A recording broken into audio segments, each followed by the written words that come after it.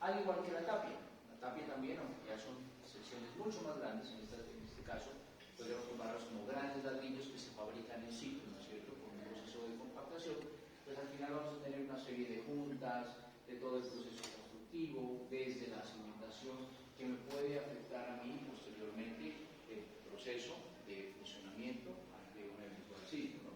Recuerden ustedes que en el caso de las tapias, estos grandes bloques, estos ladrillos que se conforman, se los denominaban tareas. Las tareas son básicamente, ¿no?, el espacio confinado por el tapial, o esa forma recta que se utilizaba, o ese molde que se utilizaba, en donde se iba compactando la tierra. Es muy usual que en este tipo de muros encontremos nosotros estos agujeros, ¿no? Estos agujeros son producto de la construcción, precisamente porque allí se apoyaban, ¿no?, los elementos transversales que se llamaban mechinas, y esas mechinas, pues al final estaban en un edificio que en algunos casos se rellenaban, en otros no, por algunos de los guantes y demás, y también pues son generadores precisamente de puntos por donde se puede generar una falla posteriormente, ¿no? La cimentación. Muy normalmente este tipo de construcciones no tienen una cimentación como las que nosotros conocemos. Si hablamos de un elemento longitudinal como un muro y lo comparamos, por ejemplo, con un sistema de mampostería convencional como el que tenemos ahora, sea confinada o sea estructural, lo usual es encontrar que vamos a tener un cimiento corrido. Obviamente, pues, si vamos a utilizar un sistema basado en una técnica de concreto, lo que vamos a encontrar es un elemento ortogonal longitudinal debajo del muro que va a tener un acero de refuerzo. Eso ya se considera como una cimentación pues, moderna. Pero este tipo de construcción de tierra, en esa época, lo que utilizaban básicamente era la piedra y la tierra también, básicamente, ¿no? Entonces la cimentación no era más que una excavación en el terreno hasta cierta profundidad. La experiencia también empírica de los constructores llevaba a que busquen el estrato resistente y todo eso simplemente se llenaba de piedra. A veces era más profunda la cimentación si el terreno era muy malo, antes que el mismo muro, ¿no? Pero había que buscar el terreno donde yo tenga condiciones regulares. Esto vamos a ver que más adelante, por supuesto, incide. Una mala cimentación en su momento incide obviamente en fallas en las edificaciones, ¿no? Y tenemos una cimentación, un muro, digamos, un cimiento corrido en piedra y rocas, que podría corresponder a un muro central, y aquí a un muro del interno, aproximadamente a unos 50 centímetros de profundidad. Se desarrollaba pues, la cimentación con el propósito de llegar a un estrato resistente. Normalmente lo que se utilizaba era roca y mortero de cal y arena para llenar los espacios, ¿no? Podría ser cualquier tipo de roca, sea roca canto rodado, como la que se obtiene de los ríos, muy común, o piedra de trituración también, o inclusive piedra angular, piedra laja. Nosotros encontramos muchos de estos, son típicos precisamente de estas cimentaciones, ¿no?, que coincidían por lo general, y es muy lógico, con el espesor del muro, ¿no? Recuerden ustedes, el espesor del muro, mínimo ¿cuánto debería tener? 40 centímetros, de ahí en adelante. Entonces, siempre la cimentación como mínimo va a coincidir con ese espesor del muro. Sobre él se construía lo que llamamos el sobrecimiento. El sobrecimiento era un cimiento rebajado con el propósito de separar ya la tierra del material que yo esté trabajando, en este caso, ya sea la tapia o ya sea el adobe, directamente del terreno. Y tiene mucha lógica, ¿por qué? Porque al tratar de construir este sobrecimiento mucho más compacto con otro tipo de materiales, como en este caso la roca, lo que estoy tratando de hacer es de evitar que la humedad afecte directamente a esta zona, ¿no? Acuérdense que por meteorización, normalmente las zonas bajas de los muros siempre sufren la acumulación de agua o el goteo que causan las cubiertas, hace de que esta zona siempre se afecte. Entonces, lo normal era encontrar cantos como estos, ¿no?, de piedra, de roca angulosa, en una altura de aproximadamente 40 centímetros. Ustedes me van a preguntar ahora, bueno, profe, pero es que esta es una construcción existente, ¿yo cómo la planteo? Vamos a construir en tierra, sí, pero pues vamos también a tratar de utilizar materiales modernos cuando los podamos utilizar. Entonces, pues ya no vamos a hacer para nuestra propuesta cimientos y sobrecimientos en piedra, tampoco vamos a llegar a ese extremo. No, ya vamos a utilizar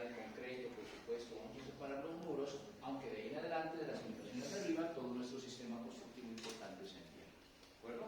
Simplemente esto es un material de apoyo para que ustedes tengan en cuenta por qué existen como tal esas certificaciones en esa institución, ¿de acuerdo? Los pisos. ¿Cómo se hacían los pisos y cómo nosotros los vamos a encontrar? Hay varios modelos. Los más comunes que se han identificado son estos. Aquí, en esta parte, tenemos el muro, por acá tenemos el sobrecimiento. Si ustedes se dan cuenta, después del sobrecimiento ya comienza el muro y el adobe en tapia. Y al lado tenemos el piso. Lo usual era que debajo del sobrecimiento nosotros hacemos un pequeño desplante de aproximadamente unos 20 centímetros para encontrar el terreno natural que pues, se nivelaba y se compactaba, y sobre él se colocaba una capa de ladrillo cocido, normalmente, ¿no?, que se rellenaba con un mortero de cal y arena también, y sobre él se colocaba ya el material de acabado. Ahora, pues, nosotros tenemos porcelanatos, cerámicas, pisos de muchos tipos de materiales, inclusive sintéticos. En esa época, pues, lo que más se utilizaba eran baldosas de barro o cositas, la baldosa natural. Y esto trae pues un inconveniente, ¿no? Ya se pueden imaginar. Uno, la humedad directamente pues afecta a esto el terreno, y la otra es que por esa misma humedad, pues normalmente el tipo de viviendas tienen los pisos supremamente fríos. Nos cuesta muchísimo trabajo calentar las dimensiones de esos suelos, pues, para poder absorber un gradiente térmico se va a demorar muchísimo. Entonces, tienen ese inconveniente, sobre todo cuando no se hacían filtros y cuando existía pues, humedad presente, ¿no? Otra forma de hacerlo para de alguna manera contrarrestar lo que acabamos de mencionar en los pisos muy fríos era pues, hacer un sistema de piso flotante. ¿Qué se hacía? Se colocaba con vigas de madera, más o menos de 10 por 10 centímetros sobre el piso compactado, y sobre él pues, ya se colocaba un endorado, la duela, nosotros la conocemos. Ustedes van a las casitas viejas y cuando uno entra a cualquier espacio lo que encuentra es duela, ¿no? Tanto en el primer piso como también muchas veces en los entrepisos. Esto en entrepisos funciona supremamente bien porque es muy liviano si se hace así, como un entrepiso ligero. Básicamente es un entrepiso aligerado, pero en primeros pisos trae un inconveniente también, es que si hay humedad, pues la madera se va a ver afectada, ¿no?, por la descomposición, o sea, el orgánico, levanta la humedad comienza a generar descomposición y por lo tanto requiere de mantenimiento muy permanentemente. Y es usual que en los primeros pisos siempre encontremos que hay que hacer recuperación de todas las maneras. Normalmente no es tan bueno, ¿no? Otra forma de hacerlo era también hacer una cama inferior en roca, un material de relleno que por lo general era una tierra mejorada, de cal, con mayor capacidad, evitar la humedad, y sobre ella colocaría el material de acabado que podría ser una baldosa, ¿no? Eso para los pisos de primeros pisos. Ya vamos a ver más adelante cómo se hacían los pisos. En el caso del adobe, podemos encontrar que cuando se presentaban muros de mayores dimensiones que el ancho de la pieza sencilla, es decir, de los 40 o 20 centímetros que mencionamos inicialmente, se trabajaban aparejos. Los aparejos son la manera como se organizan las piezas para colocarlas una al lado de la otra y una sobre otra también. Entonces, no sé si conmigo lo miraron, pero cuando yo les enseño mampostería, yo les muestro muchos tipos de aparejos, ¿no?, que existen en una mampostería convencional, una mampostería combinada. Aparejo en soga, aparejo en papelillo, aparejo en palomero, aparejo en pisón, bueno, hay muchas formas. En el caso del adobe, lo usual era intercalar precisamente estos materiales en cuanto a su orientación. Ustedes ven aquí en estas dos capas, tenemos una orientada, digamos, longitudinalmente en cuanto a las piezas, mientras que la inferior está orientada transversalmente. ¿Cuál sería el propósito de este aparejo? Obviamente es reducir la continuidad de las juntas que se generan pues, entre los diferentes bloques. Con esto le daba, por supuesto, mayor resistencia. Por acá vemos en este ejemplo cómo están cruzados los aparejos y por lo tanto las juntas, tanto verticales principalmente como las horizontales, pues no tienen mayor continuidad, ¿no? Eso ante un evento de una fuerza horizontal, por supuesto que tenía una respuesta positiva por ¿no? En cuanto a las esquinas son elementos muy débiles, ¿no? Ya lo dijimos anteriormente y lo vamos a ver más adelante también. Por lo tanto, es muy común encontrar que en las esquinas también se pueden dar aparejos, sobre todo en el material de adobe. Aquí vemos en esta imagen la orientación de las piezas en un sentido, en este caso transversal, de este lado, de esta cara del muro, mientras que en la parte inferior lo tenemos longitudinal, y viceversa. De esta cara del muro tenemos el sentido del aparejo longitudinal, mientras que acá está transversal. Entonces, eso hace, como lo ven en esta imagen donde todavía está junta, que las puntas nuevamente no coincidan y esa unión de esquina pues es mucho más fuerte. Ahora, para eso, por supuesto, se podía utilizar también elementos de refuerzo, ¿no? Y es una cosa como de lógica. Yo tengo un material muy débil, pues hago algo en esa esquina para tratar de tener mayor rigidez. No se utilizaba pues, muy comúnmente, pero sí era algo que se podía hacer, como ven aquí. Podemos encontrar entre ciertas trabas, normalmente después de 5 niveles de aparejos, se colocaba una escuadra, una escuadra, de manera que se atirantaba esta esquina para darle mayor rigidez. Y de hecho nosotros ya como propuesta en nuestros proyectos siempre las esquinas debemos tratarlas, siempre, o las dejamos con elementos de arrastramiento, como lo tenemos en este caso, o de pronto nos inventamos una vivienda circular como la que vimos de los chinos, ¿no? ¿De acuerdo? Con diapositivas por allá. ¿Por qué? Porque estamos eliminando precisamente esa característica de debilidad que son esas puntas de esquina en un material que no tiene una buena velocidad para soportar. Otra característica que normalmente se presenta en muros muy largos, acuérdense de la vertical y horizontal. En el caso de las vertes horizontales, creo que por todo lo sucedido, por interpretaciones que fueron fallando y demás, pues empíricamente se entendió que los muros no podían ser de una gran longitud de un solo material. Entonces, lo usual, como sucede, por ejemplo, en la mampostería confinante, era colocar elementos verticales cada cierta distancia con el propósito de dividir ese muro en secciones más pequeñas, de manera que si falla, falla una sección, no falla todo el muro. Y al mismo tiempo, pues estos elementos verticales, al estar anclados en el piso y anclados en la parte superior, pues le van a dar mayor estabilidad, ¿no? Se dificultaba un poco ese tema como de acabados, porque había que recubrir todos esos elementos, o estos elementos verticales tenían que estar embebidos, por ejemplo, en un muro en adobe o en tapia, en el proceso de construcción para lograr funcionar adecuadamente. Ideal que pudiéramos tener eso en todas las construcciones.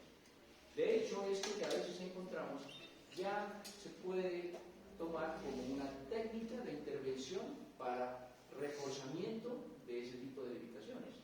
En donde yo no tengo elementos verticales y horizontales, pues yo coloco elementos de madera u otro material compatible, por supuesto, perfectamente puede funcionar, ¿no? En el caso de la tapia, en los muros de esquina, en las intersecciones, en muros de esquina, también pues es usual encontrar este tipo de trabas, y ese es un análisis que nosotros a veces debemos hacer, ¿no? Cuando se hace este tipo de intervenciones, uno de los procesos iniciales es la prospección. La prospección es identificar cómo está construido el elemento. Y en ese caso, ¿qué es lo que hacemos? Retirar los recubrimientos y ver, por ejemplo, si existe este tipo de trabas y de aparejos, digamos, en las esquinas, de manera que no se genere la continuidad de un plano vertical para que se pueda generar una fractura en el caso de una fuerza horizontal. También es como lo más común, ¿no? Otros elementos que nosotros encontramos muy comúnmente: dinteles, ¿no? Dinteles en madera. Los vanos siempre estaban por lo general confinados en dinteles que se iban colocando en la medida que iba avanzando con la construcción. Entonces, en este plano, por ejemplo, que tenemos acá, yo llegaba con mi tapia o con mi muro en adobe hasta esta altura. En esa altura disponía de vigas de madera para que soporte el resto del muro que va hacia la parte superior. Entonces ya estaba generando un vano, ¿no? Recuerden también cuáles son las dimensiones máximas que requieren los vanos. Si bien aquí tenemos la apertura de una puerta, pues hacia la parte superior debemos tener la continuidad también del muro para generar esa rigidez. Esos elementos tienen una característica al ser de madera, es que son propensos también a la descomposición si hay mucha humedad. Entonces, las construcciones muy viejas, pues, en general tienen esos dinteles ya muy aborrojados, muy dañados, muy deteriorados. En la próxima clase tal vez les voy a mostrar una presentación de la intervención que hice hace algunos años de la iglesia de San Juan Bautista aquí, en donde prácticamente la torre del reloj iba a colapsar porque los dinteles en madera, desde 1683 creo que se colocaron, pues ya no creo que estaban bueno, ¿no? De hecho uno les metía el dedo y eso parecía copor, ya no servía para nada. Entonces la mampostería, por obra y gracia del Espíritu Santo, ya estaba soportada y menos mal por causa de una desgracia mayor. También podemos encontrar arcos, ¿no? Como estos, arcos rebajados o arcos de medio punto que por lo general pues ya no son en madera, sino que son en mampostería, ya sea de barro o mampostería cocida. Ya sabemos el funcionamiento del arco, no vale la pena que yo lo repita, pero pues esa forma hace de que los esfuerzos se repartan de manera más homogénea y sobre todo soporten una gran carga en la parte superior. Y es otra forma como lo podemos encontrar, sobre todo en edificaciones de tipo religioso, ¿no? Las iglesias que son construidas en esta tipología, pues su concepto arquitectónico era como de generar la mayor apertura posible, la entrada de luz. Entonces tenemos este tipo de características. Un ejemplo de ello, la capilla general del barrio Chupar, si algunos la conocen, todas las ventanas tienen esta forma, ¿no es cierto? Los arcos de acceso también, la entrada principal tiene esa forma, que está elaborada pues también de tierra, eso está bien, pero los arcos están elaborados en mampostería. Los entrepisos, ¿no? Para los entrepisos, es decir, esto que tenemos aquí, para los entrepisos, lo usual era generar un sistema de vigas, lo que se denomina vigas cargueras de entrepiso y vigas coronas de entrepiso. Las vigas coronas de entrepiso son aquellas que van apoyadas directamente sobre el muro, ¿no? Entonces se llegaba a cierto nivel, a la altura que nosotros deseábamos, y ahí colocamos unas vigas de entrepiso sobre las cuales se van a apoyar perpendicularmente las vigas cargueras. Las vigas cargueras, distanciadas aproximadamente cada 60 centímetros, son aquellas que van a soportar el entablado o el material de acabado que normalmente tenían los entrepisos. Y vamos a ver ahora los detalles de entrepisos, cómo normalmente se hacían, pero también unas propuestas de cómo se deberían hacer ahora con los sistemas que ustedes van a proponer. ¿De acuerdo? Lo ideal era que nosotros tengamos al menos dos vigas, encontremos dos vigas cargueras de corona, o al menos una viga central de corona que esté soportando los sistemas de vigas de entrepiso. ¿Para qué? Para que tengamos pues, la suficiente capacidad de amarrar todo ese espacio, ¿no es cierto? Todos esos muros a un determinado nivel, en lo posible debe generar un anillo, porque eso me va a proporcionar un diafragma rígido que me va a ayudar a estabilizar los muros también. Entonces, a nivel del entrepiso es muy importante la rigidización, y eso es algo que nosotros sí lo podemos plantear en nuestras edificaciones futuras. También, por supuesto, las uniones de esquina, de una vez que hablamos anteriormente, pero en este caso hay que plantearlo también. Esa rigidización mediante la triangulación pues, le dará mayor estabilidad, en algunos casos pues, lo podemos encontrar así. En el caso de los entrepisos, aquí vemos un esquema en planta de una edificación que podría ser en tapia adobe. Vemos primeramente los ejes como lo habíamos mencionado en la primera clase, son perpendiculares entre sí. Tenemos muros en un sentido y muros en el otro sentido que se complementan. Lo ideal siempre es que la cantidad de muros y la longitud de muros en un sentido sea proporcionalmente igual en el otro sentido. Eso es lo ideal. A veces se puede, a veces no se puede. Habrá estrategias para tratar de hacerlo.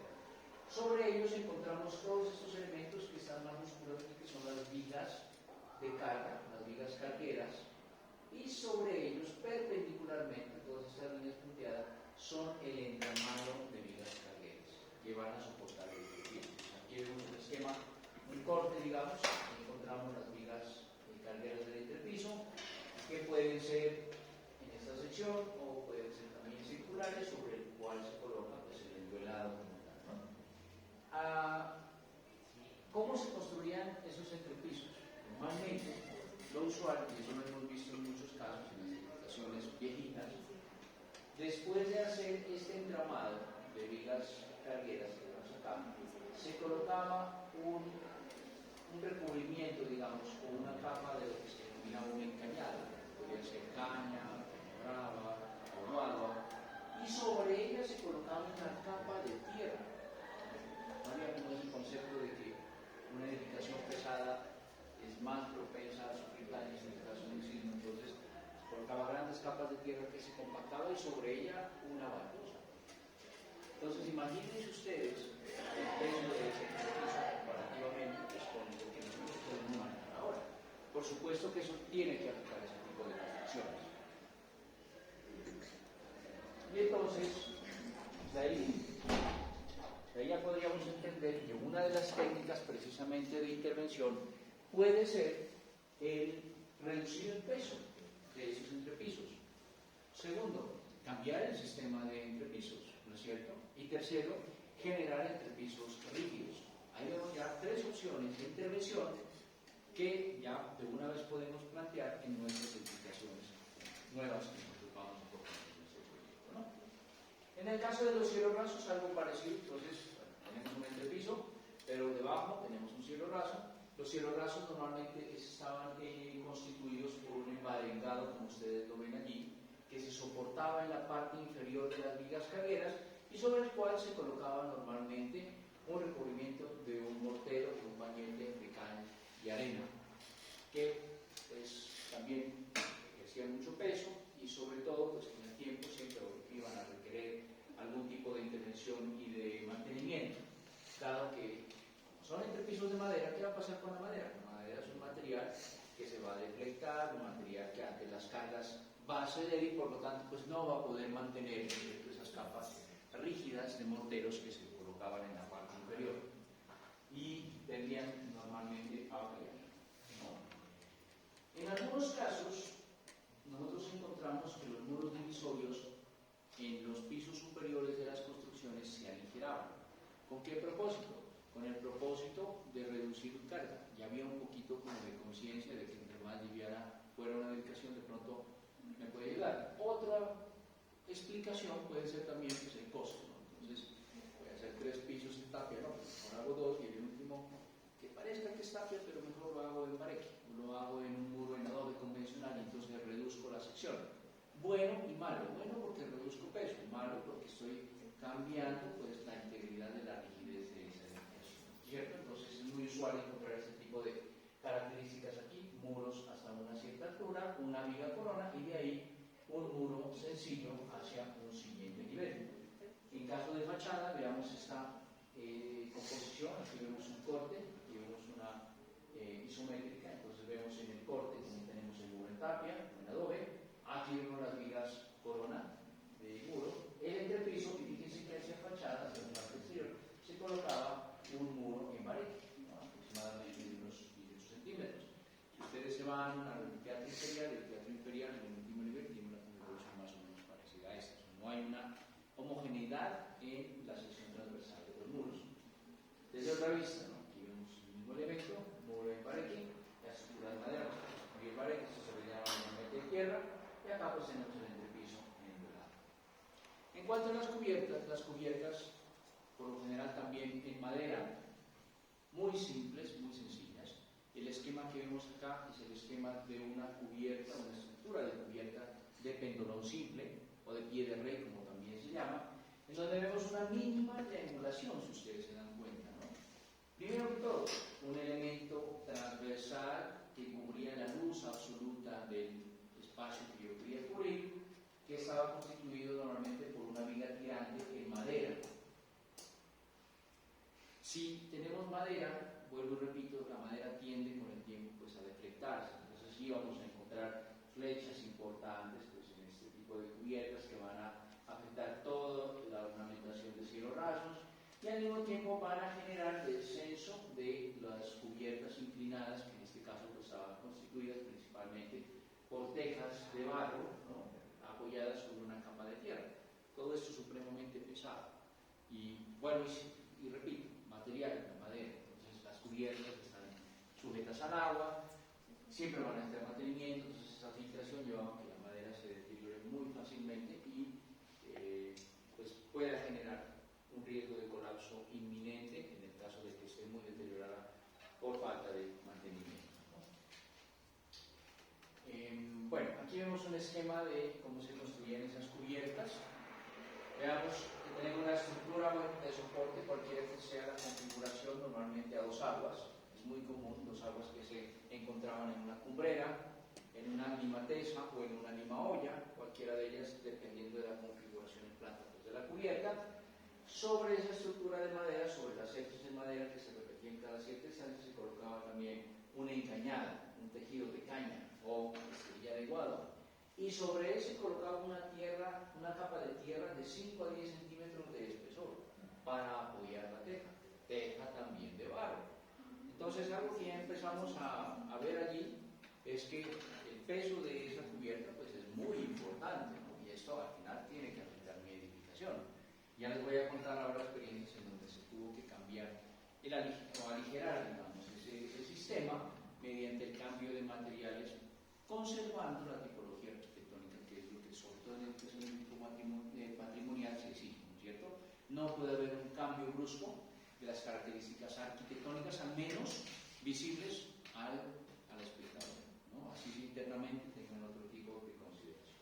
Entonces, con base en esos aspectos constructivos, podemos ya definir cuáles son las deficiencias constructivas que contribuyen a la vulnerabilidad sísmica en las edificaciones. Antes de que yo les muestre, quisiera preguntarles a ustedes, con base en eso, ¿qué piensan que en una edificación puede generar precisamente un factor de vulnerabilidad? De todo lo que hemos visto. De hecho, lo seguimos mencionando, si han estado atentos. O sea, en las juntas que decía al hacer los muros de un lado y del otro, ¿no? Juntas de también las ventanas, porque eran los vanos, correcto. El peso de las cubiertas, creo. El peso de las cubiertas, claro. Las esquinas. Las esquinas, por supuesto. Y los entrepisos que hacían como mucho peso, que era mejor aligerarlo. La carga de los entrepisos, muy bien. Muy bien, todo eso quiere decir que han estado atentos y por supuesto que todas esas condiciones constructivas al final van en contra de la edificación, ¿no?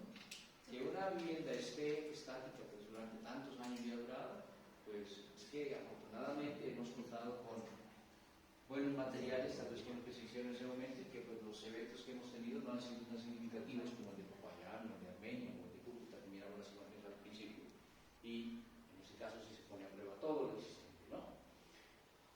La vulnerabilidad sísmica de las edificaciones tiende a evaluar cuáles son esas condiciones que llevan a que la edificación, en el caso de un sismo, que para nuestro caso es, digamos, para nuestra profesión, es el evento crítico que puede afectar las edificaciones, puede llevar precisamente al colapso de la misma, ya sea parcial o total, ¿no?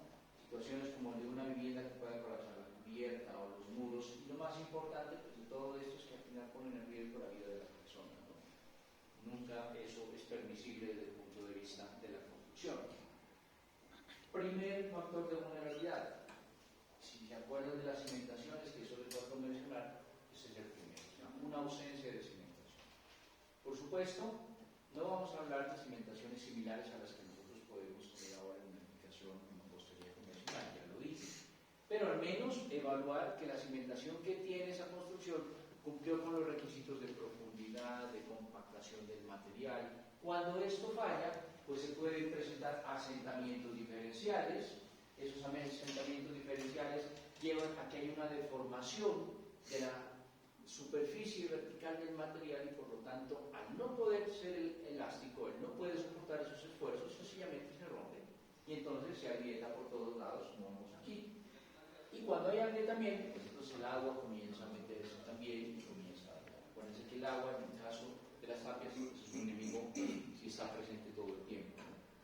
Usted se demora muchísimo tiempo en secar una tapia, puede durar años, ¿no? Que se tiene que utilizar agua, por supuesto, para las fabricaciones, si no, no se puede compactar. Pero se explicaba por ahí el concepto del Proctor cuando hablábamos de la compactación. Para eso se necesita agua. Y esa agua con el tiempo al final tiene que evaporarse y dejarme a mí la matriz seca del material compacto, cohesionado.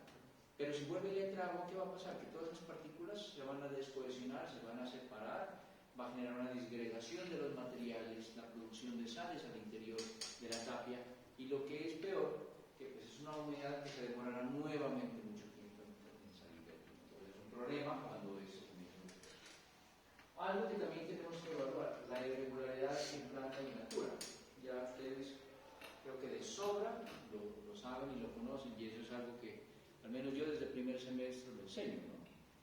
Título A de la normación resistente, irregularidad de planta, como que vemos aquí, es decir, bloques o volúmenes no coincidentes, elementos mal conectados o elementos que no están separados, en altura también, ¿no? Discontinuidad, por ejemplo, de los muros, es una irregularidad en altura, que en ningún tipo de edificación, independiente del material, la norma lo permite y da unos ciertos grados de libertad, digamos unos parámetros hasta donde yo puedo llegar en esas irregularidades, pero que lo ideal pues, es no tenerlas, ¿de acuerdo?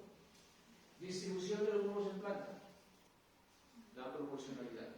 Entonces en planta, los muros yo los tengo que ver proporcionales. Lo siento, no te he oído bien. ¿Puedes repetírmelo?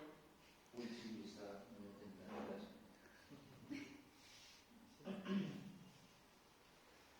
Ojalá la misma cantidad de muros en un sentido longitudinal y en el sentido transversal. Entonces, cuando nosotros no encontramos eso, pues ¿qué vamos a hacer? Voy a tener una estructura muy deficiente y flexible ante movimientos sísmicos que puede colapsar muy fácilmente, ¿no? Desplome o desalineamiento vertical de los muros. Vimos un ejemplo. Eso en tapia no se puede, es imposible. ¿Recuerdan de ese proyecto que yo les mostré al final de la clase pasada en México? 3 pisos, todas las tapias alineantes. Por ahí no vimos voladizos en ningún lado, ¿no? Si había que hacer elementos de voladizo, ya eran elementos anexos, complementarios, otro tipo de materiales, pero nunca esto. Esto en una construcción en tapia es imposible de hacer, sencillamente porque el sistema portante de transmisión de cargas es el muro. Y pues si yo dejo ese muro en el aire, ¿para dónde va a llevar las cargas? Las tendrá que transmitir entonces al entrepiso y ahí comienzan los problemas. Como estamos aquí planteando nuestras veces, la carga viene por aquí, pero tiene que desviarse para llegar a la cimentación. Ya hay un inconveniente por esa irregularidad. Lo mismo que si hay muros desplomados, ¿no? Que la construcción de pronto me quedó un muro desplomado o después de un evento sísmico el muro por alguna condición o inclusive un asentamiento de la cimentación el muro se desplomó, ya es un principio de vulnerabilidad en ese tipo de edificaciones. Protección contra la humedad, ¿no? ¿Cómo se hacían anteriormente los morteros para esto? No era cemento. En esa época se hacía una mezcla de cal, arena, tierra, normalmente con un porcentaje, digamos, un poquito alto de arcilla, porque la arcilla, ¿no?, forma cierta capa impermeable. Hasta se mezclaban algunos productos de origen animal con el propósito de darle pues, mayor impermeabilidad a eso, ¿no? Ahora ya tenemos los Zika 1, los Zika 2, los Toxin, los Mapei, bueno, un montón de productos que se pueden utilizar. Pero en ningún caso, si nosotros vamos a plantear morteros en una edificación, lo podemos hacer con materiales que sean diferentes en cuanto a su naturaleza, principalmente en cuanto a su rigidez. Un mortero de cal y arena hasta cierto punto es flexible. Un mortero de cemento y arena es rígido. Entonces, no puedo yo recuperar morteros tradicionales con morteros modernos. Una situación de esas puede llevar sencillamente a que la tapia comience a acumular humedad, no pueda transpirar y con el tiempo simplemente ese recubrimiento incompatible se va a soltar, va a caer. Entonces, mucho cuidado con eso. No hay que utilizar morteros de cemento convencionales cuando yo voy a pañetar una tapia, no, eso no, como detalle constructivo. Y sí, obviamente, pues la humedad, ya lo habíamos dicho, es un agente que puede propiciar muchas fallas después a futuro de las edificaciones. ¿Por qué puede darse esto? Por malas concepciones de fachada, por ejemplo, de cubierta, ¿no? No dejar la suficiente proyección de la cubierta para que el agua no comience a afectar esas superficies verticales de los muros. Algo muy típico en instalaciones, ¿no? En una edificación existente, y ahora sí que esto es usual porque ustedes se van a dar una vuelta por el centro, casita vieja que hay, casita que la vuelven boutique, hotel boutique o café y cosas de esas, ¿no? Entonces, instalaciones, claro, sanitarias, hidráulicas, tal vez las hidráulicas y las eléctricas no tengan mayor injerencia. ¿Por qué? Porque estamos hablando de ductos pequeños, ¿no? Media pulgada, 3/4 de pulgada, bueno, hasta digamos que eso es aceptable. Pero un tubo sanitario de 4 pulgadas. Cuando yo hago una perforación para un tubo de eso, sencillamente yo generé un plano de falla por donde le estoy diciendo a la tapia, por aquí partes. En el día que llegue un sismo, vea, por aquí me queda más fácil, ¿no? O, peor aún, cuando se insertan tubos con materiales supremamente diferentes, sistemas de protección contra incendios, por ejemplo, que son tubos en acero y que son de diámetros importantes. Un tubo de 4 pulgadas en acero en realidad mide 12 centímetros por las paredes. Pues son tubos muy grandes que siempre se tienen que colocar por fuera. En la mañana un compañero me decía, profe, ¿y entonces yo cómo hago? Pues, ¿dónde dejo las instalaciones? Si no las meto en los muros. ¿Qué harían ustedes? Falsas columnas. ¿Cuáles columnas? No, pues columnas no, o sea, no son. El detalle puede ser, pero el todo es como camuflarlo, por así decirlo, que no queda a la vista. Ahí por ahí vamos. Camuflar. ¿Cómo lo camuflan? Como decía, me hacen de pisos, como que se me luego taparlo. Bueno, esos elementos que ustedes van a hacer se llaman ductos subitrónicos, ¿no? Entonces, cuando yo voy a diseñar algo en tapia, que yo sé que esto tiene que ser igual en todos los pisos, sea la altura que tenga, los puntos fijos donde yo voy a colocar instalaciones tienen que ser también continuos para poder generar vitrones fuera de los muros donde yo pueda esconder esas tuberías. Un vitrón no es más que hacer aquí un falso tubo, digamos, un falso ducto, un falso muro por donde yo puedo bajar esas instalaciones sin que se metan dentro de los muros. Entonces, esto nunca se debe hacer, nunca meter tubos por ahí. Yo he visto casos en que inclusive hasta en las columnas meten tubos, ¿no? Sí, complicado el tema, ¿no? Conexión entre muros, ya lo dijimos, ¿no? Una mala conexión de esquina puede generar precisamente esa rotura del muro en la esquina, roturas verticales o también roturas horizontales. Y algo que se relaciona precisamente con la recuperación es la pérdida del recubrimiento. Cuando hago pañetes incompatibles o por las humedades o por el intemperismo que pueda haber, pues yo puedo tener pérdida del recubrimiento y esa pérdida del recubrimiento lleva a que ese material sencillamente salga de allí y comience a generarse una entrada de humedad y a generar otro tipo de patologías, ¿no? Recubrimientos pues no tradicionales no son recomendables, pero que juegan, ¿no? Entonces se verá muy bonito, pero de hecho en la realidad usted intente, y lo reto como arquitecto, a que trate de hacer pegar un pañete de mortero en una tapia, eso no pega. Eso no se puede matar allí un día entero tratando de colocar medio metro cuadrado y no pega. Entonces, al final me veo en la tarea de tener que cambiar el material a un material tradicional o utilizar otras técnicas como, por ejemplo, la malla para soportarlo, mallas con venas o otro tipo de materiales de fijación, ¿no?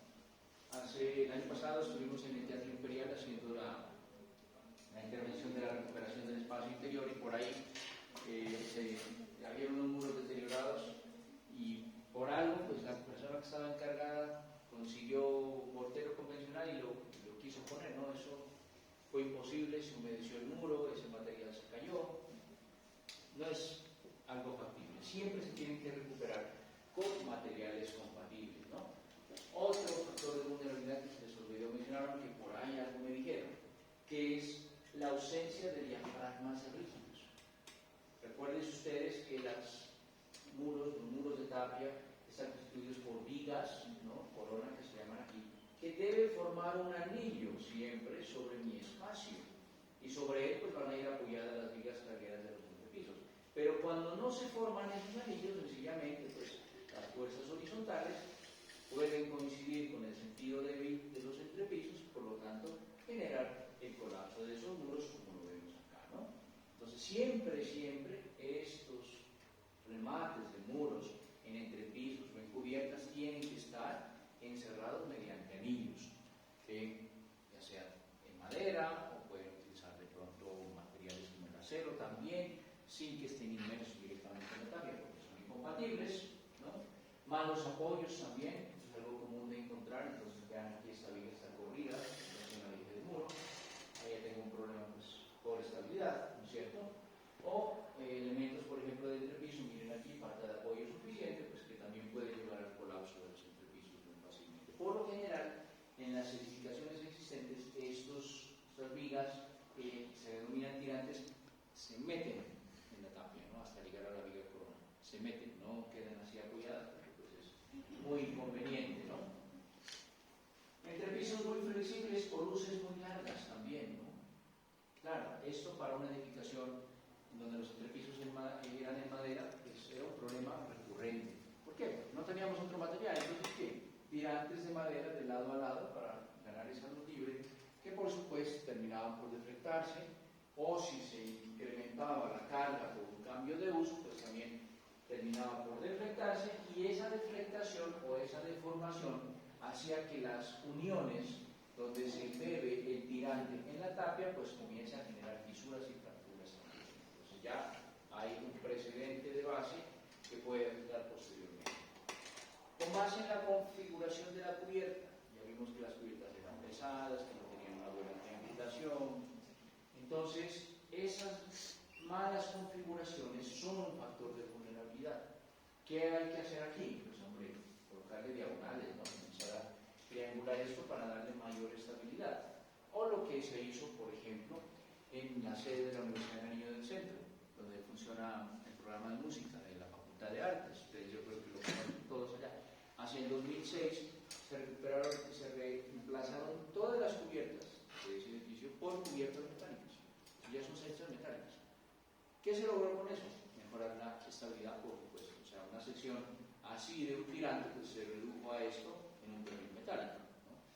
Redujimos sección, mejoramos la rigidez, mejoramos el material, porque el acero, pues, siempre y cuando sea de buena calidad y siga con un mantenimiento, durará mucho tiempo, no se va a afectar como la madera, y sobre todo redujimos el peso, algo muy importante.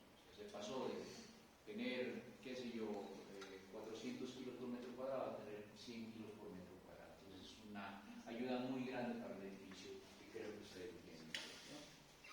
Y otras afectaciones que pueden generar vulnerabilidad en las edificaciones, tejas muy pesadas. Las tejas que normalmente traen las edificaciones de tapia o de adobe son tejas de barro, son tejas que pesan en estado seco unos 2 kilos cada teja. Y cuando llueve, eso se incrementa, que puede llegar inclusive al doble. La tierra con el tiempo acumula sedimentos, ¿no es cierto? Polvo, tierra, comienzan a generarse maticas por allá y entonces ese peso comienza a aumentar dentro de la cubierta, comienza a generarse deflexión y bueno, ese es un proceso acumulativo de factores de vulnerabilidad. Falta de refuerzo horizontal, aquí donde miramos, de transición de los muros, por ejemplo, los elementos de corona, baja calidad del adobe o de la tapia y poca mezcla de barro, porque eso ya es intrínseco del material. Para cada caso particular hay que evaluarlo. Por supuesto, es lo que me dice precisamente la AIS. Las juntas verticales puede ser que no tengan algún tipo de pega adecuada, entonces por ahí se comienzan a generar fisuras. Uniones deficientes de las juntas, ya lo dijimos. Apoyos deficientes, muy cortos de los dinteles. Aberturas muy grandes, también es un error, ¿no? O sea, no puedo reemplazar porque quiero un gran ventanal a la tapia, y por eso en ese modelo que les ponía de México, ahí vieron ustedes que sí había aberturas, ¿no? Sí hizo techo de hecho, pero estaban más bien reducidas, ¿no? Que más era muro antes que otra cosa. Pero, tomando el ejemplo, uno va a darse una vuelta a la Plaza de Nariño y toda la fachada de lo que es el pasaje Corazón de Jesús, que hay ahí todo ese edificio patrimonial, lo que hemos hecho allá, como eso se convirtió en una vitrina, se rompe y amplía muchísimo pues esos vanos, ¿no? Para importa es que es una buena vitrina, no importa la estabilidad del edificio. Mientras no tiemble, pues eso ahí estará bien, pero el día que tiemble vamos a ver cómo se comporta y nos podremos en prueba, ¿no? Y por supuesto cimentaciones deficientes, que es otra de las características. Entonces, con base en esos fenómenos de vulnerabilidad, veamos cuáles son las fallas típicas que se pueden presentar en este tipo de viviendas de adobe y tapia pisada. La primera, la falla tipo 1, ¿no? Es un mecanismo típico de falla, se llama. Mecanismo típico de falla tipo 1. Es la falla por flexión perpendicular al plano del muro con agrietamiento horizontal en la base o altura intermedia. Esto por lo general se presenta en muros muy largos y sin ningún tipo de restricción. ¿Qué le hizo falta ahí? División. Uno, restricción acá, por supuesto, ¿no es cierto? Una restricción. O otra, en la parte superior, que le hizo falta pues, el confinamiento del entrepiso, por supuesto. Entonces, como es muy largo y no tiene restricción, por lo general se genera a la mitad de la altura, ¿no? Una grieta horizontal que lleva al colapso del muro. Esto se ha identificado de acuerdo a todos los ejemplos que hemos mostrado, ¿no? En las edificaciones que se han estudiado después de un sismo, que es muy común, ¿no? Falla de tipo 2. Falla por flexión perpendicular al plano del muro con agrietamiento vertical. Esto será al contrario. El anterior era porque el muro muro era muy largo. Acá el muro es muy corto. Cuando el muro es muy corto y muy alto, sucede es una falla vertical, entonces el muro se abre, se rompe. Hay mira aquí una rasgadura vertical que termina en rasgaduras diagonales entre las esquinas de la base del muro, ¿no? Y eso hace, por supuesto, que el muro pues colapse, ¿cierto? Otro tipo de falla que se identificó. También incide, por supuesto, en esta falla el confinamiento del entrepiso como diafragma rígido en la parte superior, ¿no? Falla tipo 3 es la falla por flexión perpendicular al plano en las esquinas no confinadas. Entonces miren aquí, este muro estaba suelto, ¿no? Entonces no está confinado. En el momento de un sismo, pues eso simplemente hace esto, ¿no es cierto? Se mueve, aletea y colapsa como un péndulo. Otra vista de esto, ¿no? O simplemente no hay un buen confinamiento, y ya lo hemos dicho muchas veces, y posiblemente no hubo una traba, y por supuesto también incide la rigidización mediante el elemento de corona en los muros o en los elementos de entrepiso. Profe, qué pena. La viga corona, que se la pone para cocinar, ¿esa va por fuera o por No, dentro? va sobre ¿El la o sea, que queda aquí la tapa y sobre ese botón. ¿Y eso Correcto. mira por fuera? No, O sea, no que se mira. inmerso. Esa queda embebida en la tapa. Y de ahí se pone la viga también. Correcto. Y esas sí son las que se miran así. Sí, todo queda embebido en la tapia. En el proceso constructivo, hacia tapia y en adobe, yo llego hasta la altura del muro que quiero, por ejemplo aquí, digamos, 230 libras, ¿no es cierto? Ahí coloco mis vigas corona, coloco de una vez mi estructura de vigas cargueras entre piso y sigo colocando material encima. Entonces, básicamente eso se pierde. Ustedes van a ver en esas construcciones, en tapia, uno mira que los tirantes se meten en la tapia y dice, ¿a dónde van a dar? No, van a dar esas vigas los que la tienen dentro de la tapia, ¿no? Entonces no hay como tal, digamos, una diferencia entre un nivel y otro. La transición sigue. Yo sobre esas vigas que acabé de colocar, armo otra vez mi tapial y comienzo a llenar con tierra y comienzo a compactar y eso queda ahí, inmerso en una sola matriz.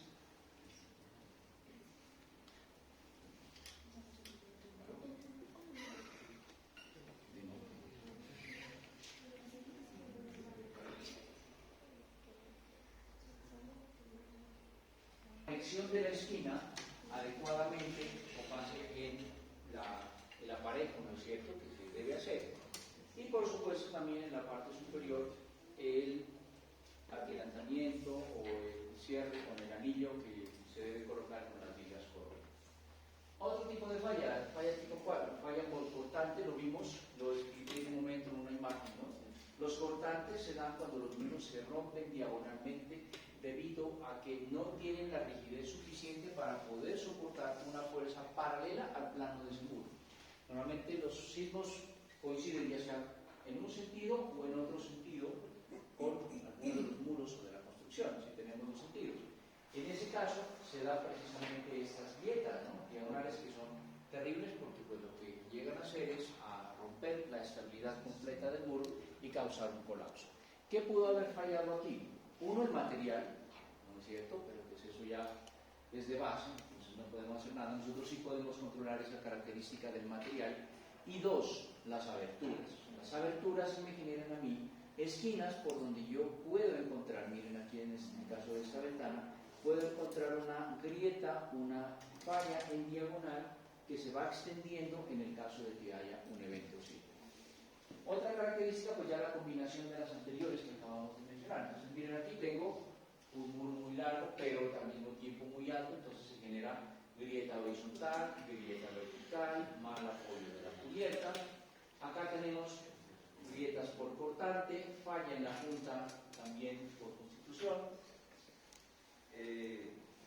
Si quitáramos la opción de que el vano fuera tipo arco, ¿existe la posibilidad de que el vano sea completamente hasta arriba? O sea, Es que el vano puede ser hasta arriba, ¿no? Lo que pasa es que cuando yo hago un vano como esto hasta arriba, tendría que confinar más esta sección sin dejar muros tan pequeñitos, porque no van a funcionar. Acuérdense ustedes de las imágenes del proyecto de México, ¿no? Allá teníamos secciones más o menos estándar de longitud de muros entre los que encontrábamos precisamente los vanos verticales, ¿no? No quiere decir que esto no se puede hacer, se puede hacer, pero debo limitar, obviamente, el ancho de esas aperturas y darle prioridad al ancho de los muros que van a generar el confinamiento. ¿De acuerdo? Ahora, si vamos a utilizar arco, pues arco es mucho mejor todavía. El arco pues, es mucho más estable y una característica es que no encontramos esquinas por donde se puedan generar precisamente esas fallas.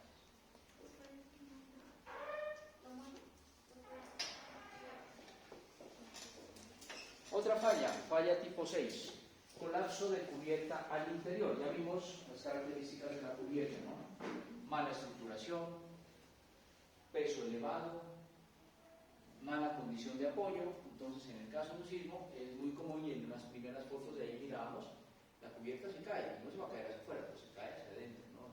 Y si hay personas ahí, pues puede generar una tragedia, ¿no?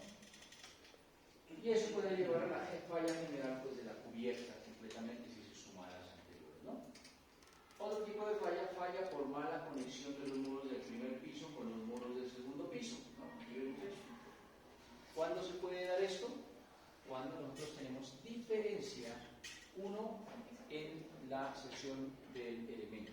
Entonces tenemos un muro de tapia en el primer piso y después, como lo mencionaba, muy usual, hacer un muro del segundo piso en adobe o en pareque,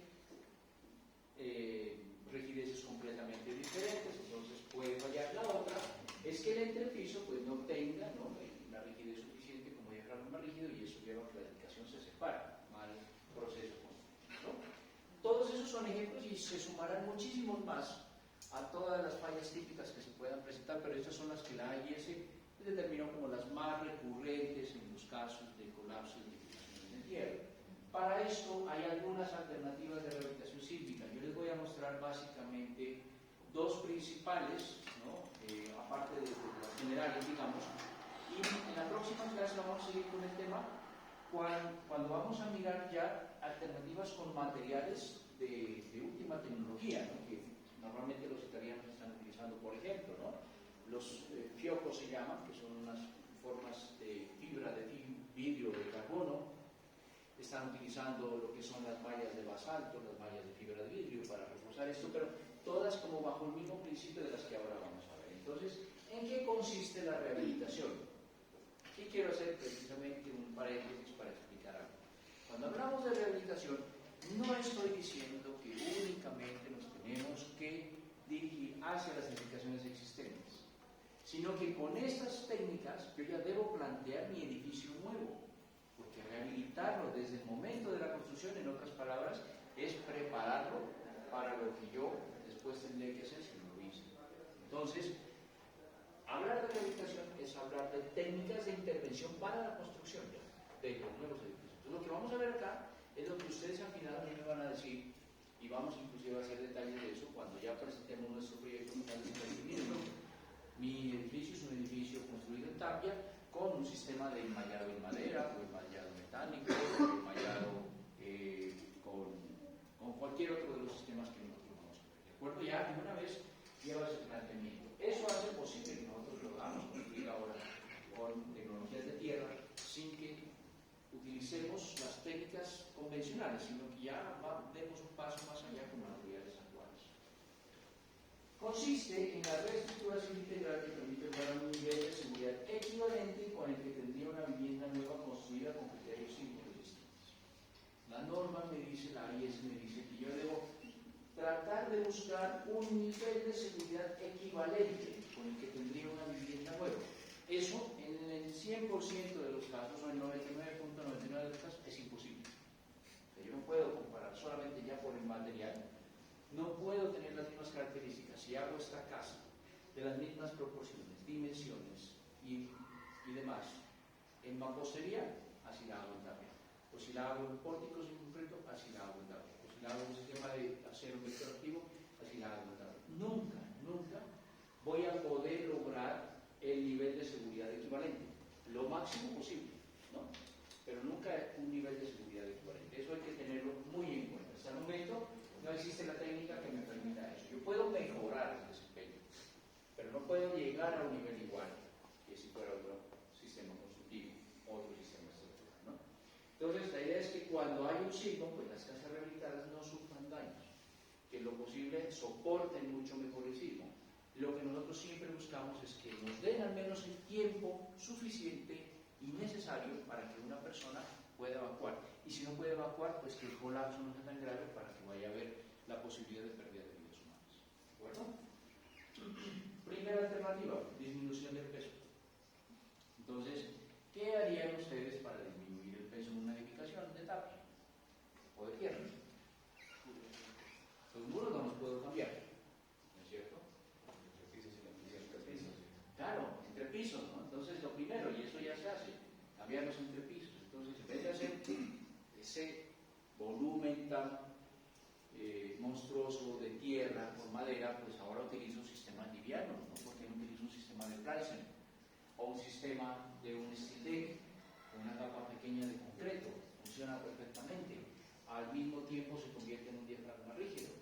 O un sistema de superboard, ¿no? Que son dos placas que forman entrepisos de 10 centímetros apoyados sobre perfiles metálicos. Perfectamente funcionan y me estoy ahorrando un montón de peso. Otra, cubiertas, por supuesto, ¿no? Cubiertas, porque les mencioné la sede centro de Nación Nariño, la estructuración metálica, el cambio de tejas. De hecho, allá, por ejemplo, y en Teatro Imperial se hizo también lo mismo hace algunos años, tuve la oportunidad de hacer eso, es retirar toda la estructura en madera, reemplazar todo eso por estructura metálica, sobre esa estructura metálica colocar tejas de asbesto cemento, normalmente, o de fibrocemento, ya asbesto no se utiliza, perdón, sino fibrocemento, y sobre ella una teja decorativa ya, únicamente en barro, que tiene alrededor de 1 centímetro de espesor, muy delgaditas, y ya cumplen un objetivo estético, más no un objetivo estructural o constructivo como si lo hacía la teja en barro tradicional.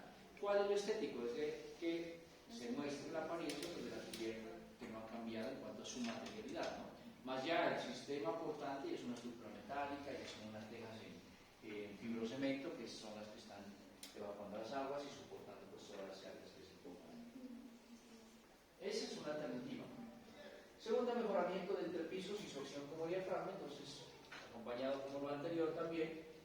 Podemos hacer entrepisos, por ejemplo, en madera con una capa de concreto o perfiles metálicos con una capa de concreto. Un steel deck funciona perfectamente. Ya vimos cuál es la función de las vigas corona, ya vimos cuál es la función de las vigas cargueras. Eso perfectamente yo lo puedo plantear ahora en mis proyectos como un sistema metálico. ¿Por qué no? Porque a mí lo que yo estoy buscando es generar rigidez. Y un sistema metálico es ideal para eso.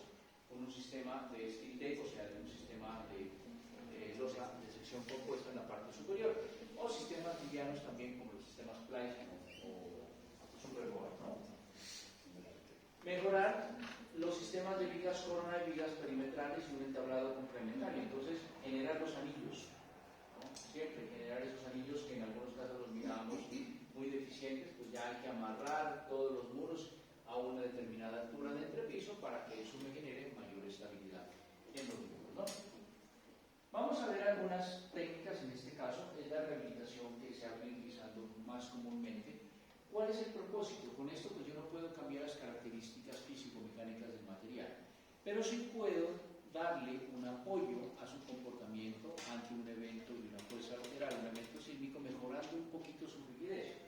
Es la técnica de la utilización de la malla con pega, que en otras palabras va a envolver, así como un grab, el muro en tapia. Si yo tengo algo débil, ¿qué hago? ¿No? Se me fracturó el brazo, entonces ¿qué hago? Pues yo lo envuelvo de manera que lo dejo un poco más rígido durante el proceso de curación. Lo mismo puedo hacer yo con las tapias. Entonces, ¿qué es lo que vamos a hacer nosotros? Vamos a envolver sobre todos sus puntos débiles con malla. Para eso, ¿qué hay que hacer? Hay que retirar, por supuesto, todo el acabado, llegar hasta el material base, en este caso puede ser la tapia o el adobe. Fijar estas mallas son mallas con venas, se denominan. Esas mallas con venas se fijan al lado y lado del muro. Al fijarlas al lado y lado necesito ya hacer unas perforaciones aquí para poderlas amarrar y eso me forma algo así como un sándwich. Entonces ya estoy generando una superficie rígida sobre un material que no tiene una suficiente rigidez. Para lograr este tipo de cosas, ¿no? Entonces aquí vemos una culata, por ejemplo, de la edificación, esquinas confinadas, espacios intermedios entre muros que son muy largos confinados, confinos donde se puede generar una grieta por acción horizontal, una grieta por corrección vertical, donde puede haber colapso de culatas, por ejemplo, y después se hace la recuperación de esa superficie con materiales compatibles sobre la malla cubera, que de paso sirve como sustrato para el mortero de terminación. Pues hago la aplicación de un mortero tradicional y he recuperado la edificación. Obviamente, si yo voy a intervenir en la edificación existente, eso implica pues un proceso bien extenso, ¿no es cierto?, de obra.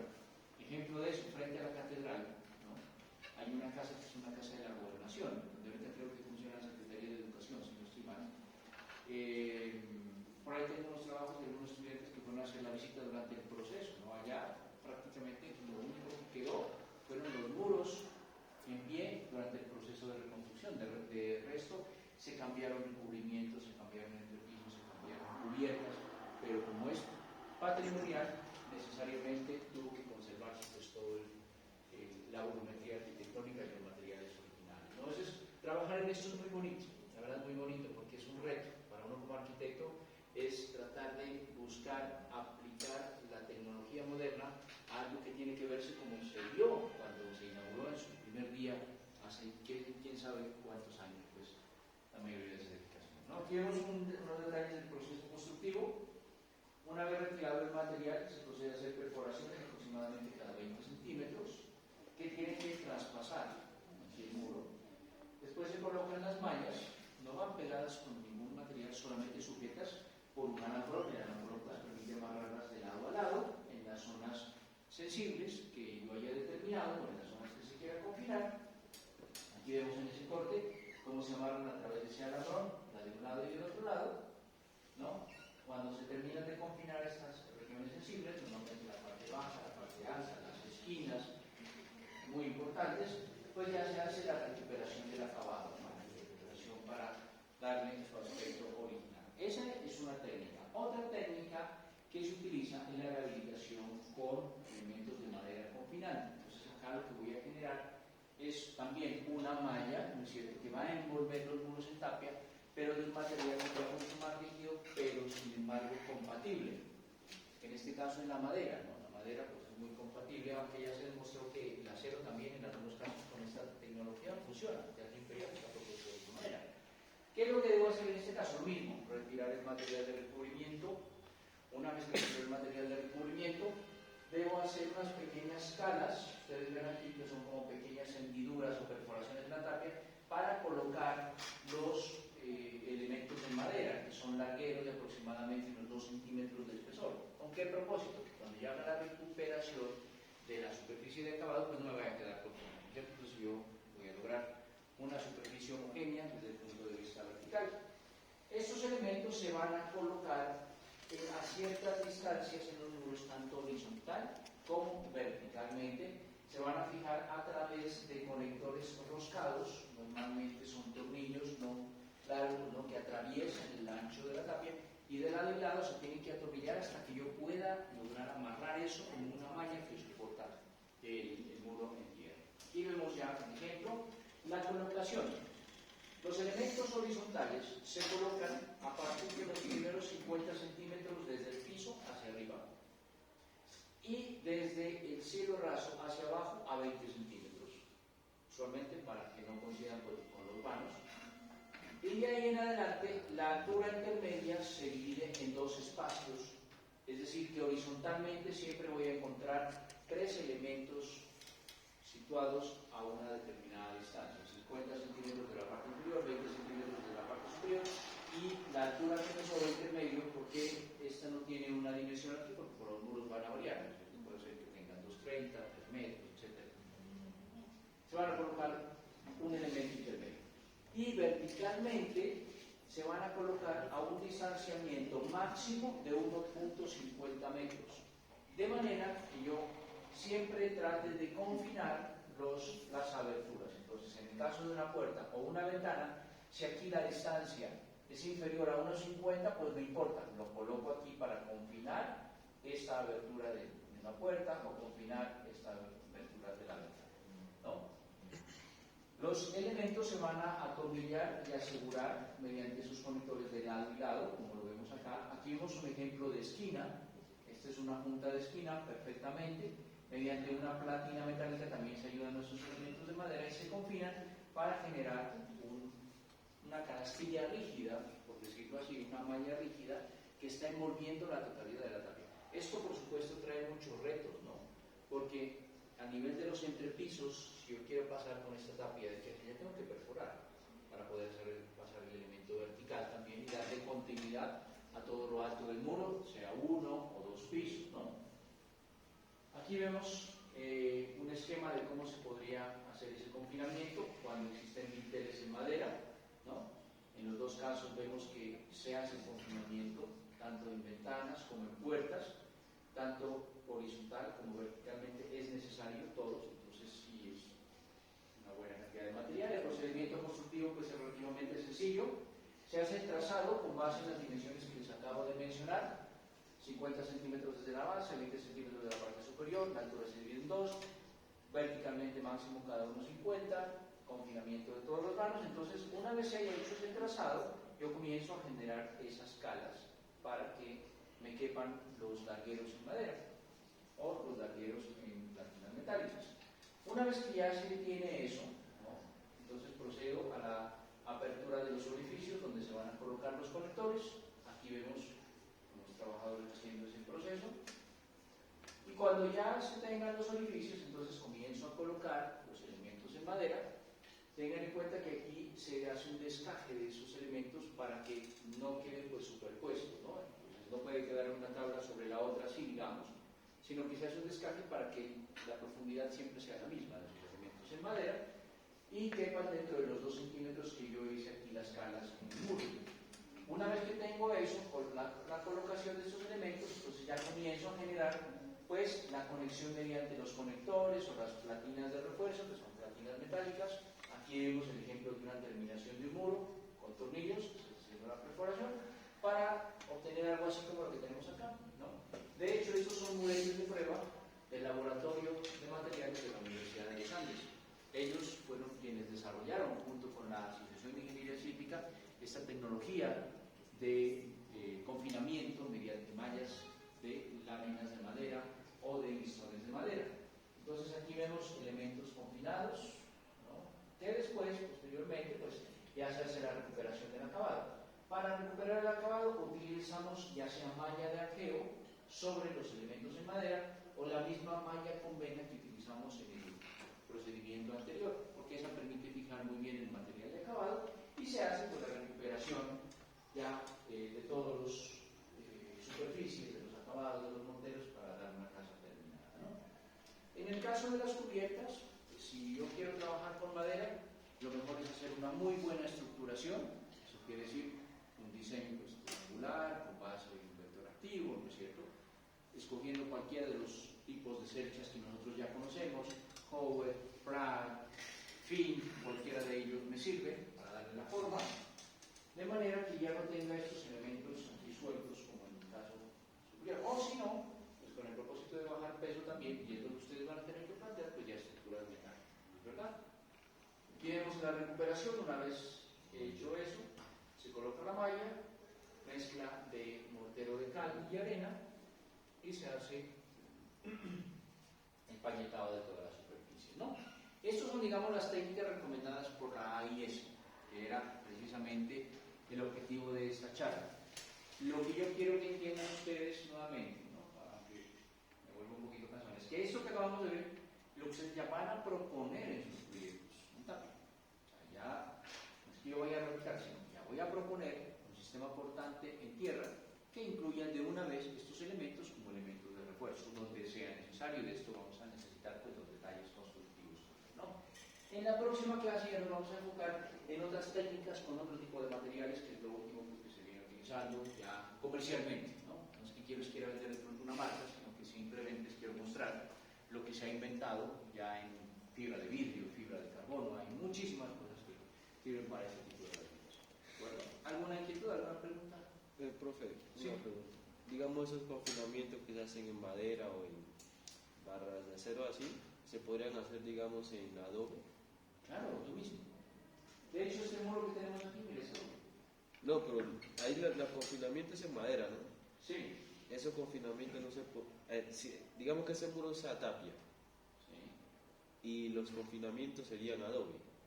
No. Porque en adobe son como ladrillos, ¿no? No. Tiene que ser un material que tenga continuidad longitudinal. No podemos, al final lo que estamos haciendo mezclando adobe con tapia es simplemente reparando un muro en su materialidad básica, pero no estamos dando un refuerzo. Entonces aquí lo que estamos haciendo es generando un encintado, un enmallado, un encamisado, como ustedes lo quieran llamar técnicamente, de ese material base que nosotros tenemos, que es la tierra. Pero sí necesitamos madera, o necesitamos malla, o necesitamos platinas en acero que también se pueden utilizar. Ya, esa era sobre las platinas. Sí, bueno, también se puede utilizar platinas en acero, claro que sí. ¿Preguntas? Profe, Señor. la distancia de luces entre tapias, ¿de cuánto es el máximo? ¿De tapias? Acuérdese usted que en la clase pasada hablamos sobre la proporción y la desventez horizontal. Entonces, tienen que revisar, por favor, la desventez horizontal, que si no estoy mal debe ser aproximadamente igual a 1/3 de la desventez vertical. Si no estoy mal, no recuerdo ahorita, lo tenía aquí en una diapositiva, pero no puede superar, digamos, cierta proporción de la altura, la longitud del muro. En otras palabras, ¿no? Eso está en las diapositivas que yo presenté la clase pasada. De hecho, revisemos aquí está, para que salgamos de dudas.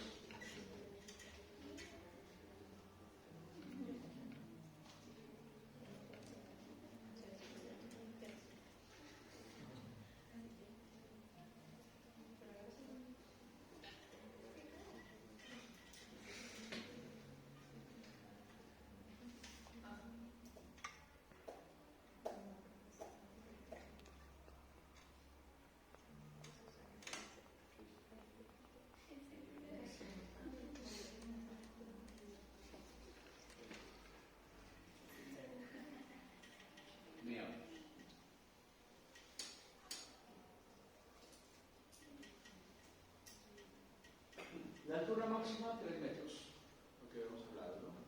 Y la desventez horizontal, la relación entre la longitud y el espesor no debe ser de 10 veces, ¿no? O sea, con base en el espesor del muro, usted no puede hacer 10 veces ese muro más largo.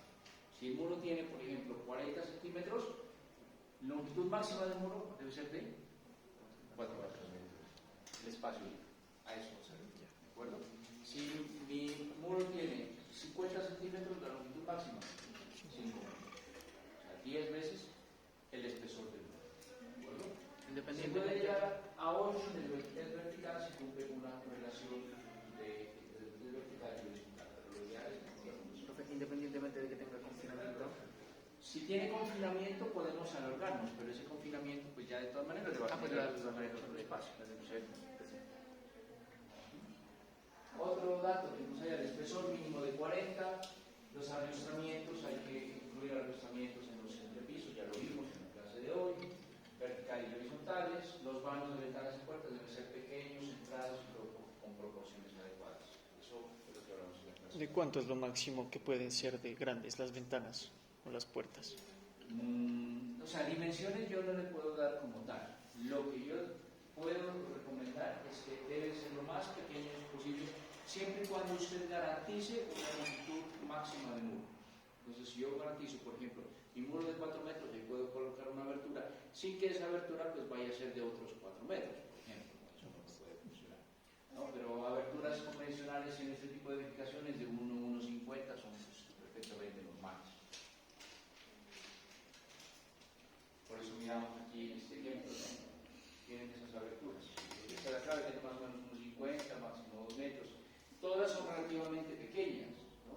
Y todas tratan de mantener pues al menos una integridad que esta sección de muro así se repite a todo lo alto del edificio. ¿Alguna otra inquietud? De eso, de lo que usted mencionó sobre el nivel de seguridad que debe ser igual o equivalente, ¿cuáles son los sistemas constructivos del más seguro al más inseguro? Depende cómo se haga, pero pues el concreto en la actualidad es sobre el que se basa precisamente la norma, ¿no? Sobre el que se basa lo que se denomina el factor de desempeño. Entonces, digamos que no puedo decir que el concreto sea efectivamente 100% eficiente, depende de cómo se haya construido. Pero con base en él, lo que yo estoy mencionando es que la Tierra nunca va a poder llegar, por ejemplo, comparativamente, una misma edificación, con una misma volumetría y una proporción, a cumplir y tener el mismo desempeño entre un espectro sísmico que el que va a tener una estructura en concreto. ¿De acuerdo? Nunca lo vamos a hacer con la Tierra, eso es imposible. Por más que hagamos el atirantamiento, el enmallado con madera, etcétera, nunca lo vamos a lograr. Eso es imposible. La norma dice, trate de llegar a lo que más pueda, buscar el máximo nivel de seguridad, pero en la práctica eso nunca va a ser. Por propiedades mecánicas. Claro, pues, claro, materiales. El módulo de rigidez del concreto es de 2.100.000 unidades por metro cuadrado, ¿no? Del concreto. De la tapia, pues dependiendo del tipo de tapia, no puede llegar a ser de 100.000 o 200.000, más. Entonces, muy difícil. ¿Alguien más? Bueno, señores, entonces, eso es todo por ahora. Muchas gracias. Creo que la próxima semana tenemos evaluación de acuerdo a la programación, ¿no? Y voy a revisar, les estoy informando. Porque ustedes en 15 días tienen que ver. 3 semanas la entrega. En 2 semanas la entrega. Entonces, sí, la próxima vez tenemos evaluación. Bueno, vamos a ver cómo estamos para la evaluación.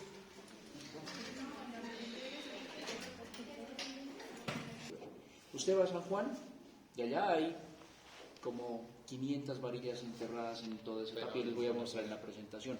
Hay perfiles metálicos en fachada, hay entrepisos en acero, no, nada se ve. O sea, usted va allá y ve la torre igual.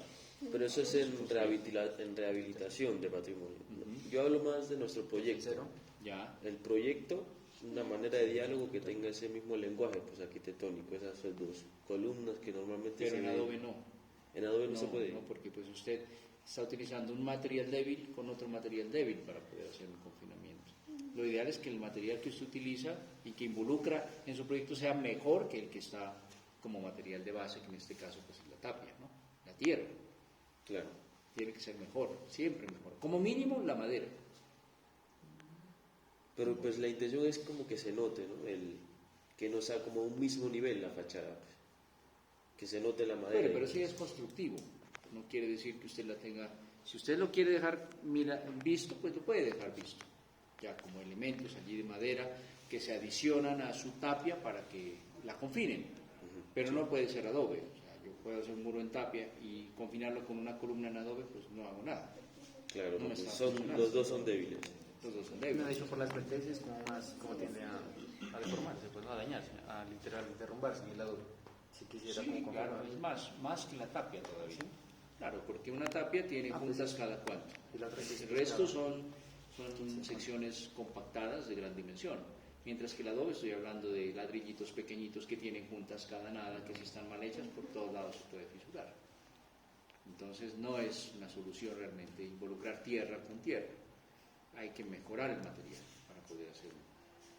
¿Y esas fibras de vidrio son de mayor, digamos, envergadura? No, la fibra de vidrio al contrario, la fibra de vidrio es más delgadita. Es un material que es como una tela o son como hilos que se involucran ya. Bueno, cuando lo veamos no van a entender cómo, pero lo que hacen es, en otras palabras, envolver, generar una envoltura a la superficie de las tapias. Pero bien, más efectivos con el foco y todo este tipo de cosas. Sí, se utilizan, claro, unos aditivos especiales. Muy chévere eso. Ahora lo vamos a ver y... Profe, si usted tiene un muro de 5 metros, de pronto hay como medidas estándar de los bloques de tapia. O sea, tipo, si tengo 5, necesito tantos muros de tapia. De la tarea de la tapia. Ajá. Yo les explicaba que normalmente las tareas de tapia máximo tienen 1,50 a 2 metros de largo. Cada tarea. Eso es lo usual, ¿no? Es que eso depende de la formaleta. Yo si quiero la puedo hacer a 3 metros, pero pues ya compactar 3 metros de tierra en una sola tarea es más complicada. Entonces por eso la reducían entre 1 a 2 metros más o menos, ¿no? Las tapiales. Entonces era más fácil compactar pues 1 metro o 1,50 por unos 80 o 1 metro de altura. Más no se podía, porque imagínese usted una persona ya metida en un tapial dándole piso a eso. Era más que todo por temas de ejecución. Y otra pregunta. Bueno, yo los diagramas, ¿de dónde los saca? ¿De qué libro o página web? Para ¿Estos explicar. diagramas? Ajá. Estos diagramas yo los tomé del manual que alguna vez me regalaron de la AIS sobre rehabilitación. No sé si está en internet, ¿no? Rehabilitación de edificaciones en tierra. busque la IS 610. Ahí puede ser que esté. IS 610 de la NSR 10. Que habla precisamente de rehabilitación de edificaciones construidas en tierra de 1 y 2 pisos. ¿Cómo esta información se encuentra en el Miro? No, eso no. Pues yo espero que te me la apunte. Profe, de pronto lo de la evaluación, o sea, como así que vamos a ver, tipo, no. Pues de pronto, a ver, en esta semana les diría si hacen una exposición, o si va a hacer una evaluación escrita, o de pronto hacemos un trabajo en grupo, o los pongo a construir una tapia. Mejor. Para mí, Eso está Mesas de chéverísimo, laboratorio. profe. Esa me gusta a mí. sí, así uno aprende más.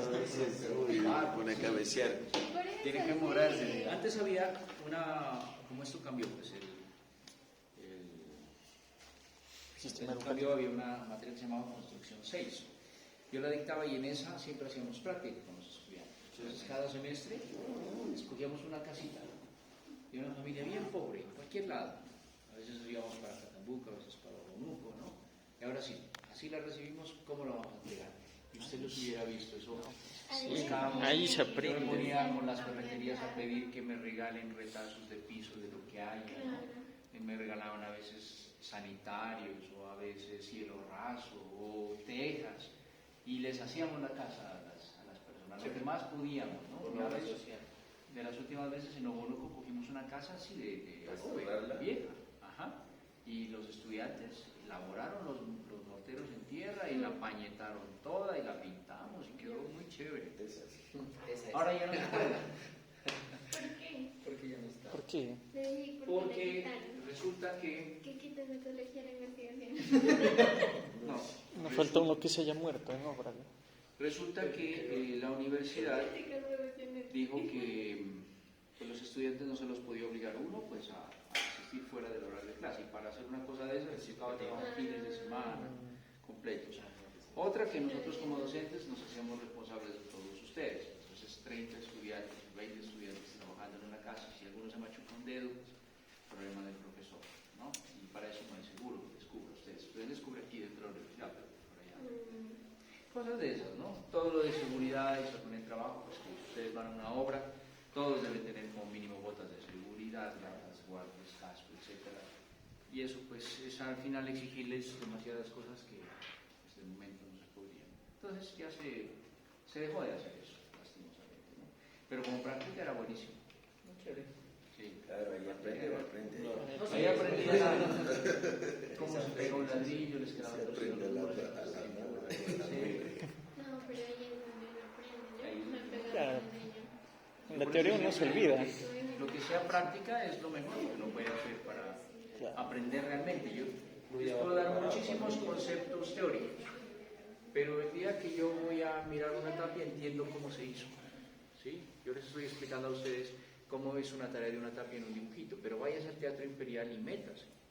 Y mire allá las secciones de las tapias, y mire cómo está compacto el material, y mire cómo colocaron las formaletas. Eso es algo ya que uno lo ve sencillo, y más si lo va a hacer, ¿no es cierto? Entonces la práctica es muy importante. Por eso me parece bien interesante cuando aquí les dan la oportunidad de trabajo de grado mediante práctica, me parece muy bueno. Sobre todo quienes se van a ir por esa línea, ¿no? La línea de pronto de las técnicas, de la construcción, vale la pena. Gracias, profe. Ujú. Gracias. Con mucho gusto.